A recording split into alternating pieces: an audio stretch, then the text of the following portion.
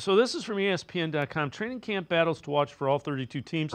For the Browns, they say wide receiver. Cleveland, rather unproven receiver room behind Amari Cooper. A group of wideouts vying for more prominent roles includes Elijah Moore, produced career best in 2023. Second-year player Cedric Tillman, who was a standout in the offseason workouts. Plenty of opportunities in an offense expected to use more 3 and 4 wide receiver sets in 2024. They don't mention Jerry Jeudy in there, who's the number 2 guy.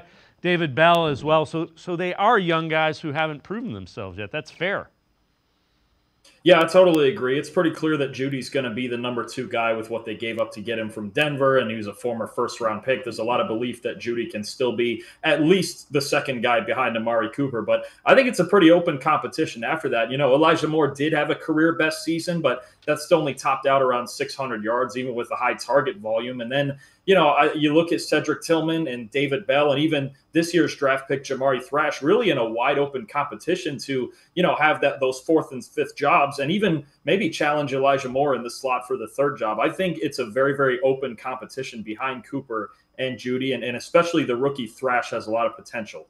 I know you do the college football show for PFF. When you look at Jeudy and Moore and Tillman, and we'll throw Thrash and David Bell in there, talent, is there talent and somebody needs to ascend? Is it unreasonable to think 1 or 2 of those guys could actually take off?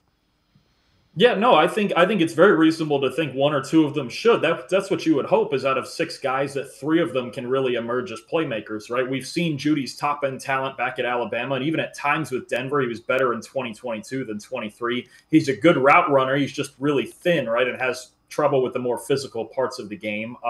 Elijah Moore, I think, could be better utilized in the slot. Like in college, he was in the slot 92% of the time, and in his NFL career, it's only been 42%. And, I think you have certain guys. Cedric Tillman came from a very collegey offense in Tennessee where he ran vertically a lot, right? So he's not the most polished route runner. Or, David Bell made guys miss in college, and he's not doing it in the NFL, but we've seen it before. What you have, I think, is a collection of guys with both talent and flaws, right? So when you have guys like that, they're not the Justin Jeffersons and Tyreek Hills of the world where they can do everything right. You have to work around their flaws and work the offense to their strengths. So if Kevin Stefanski and Ken Dorsey can better maximize that, then you've got a really talented group of players you can work with.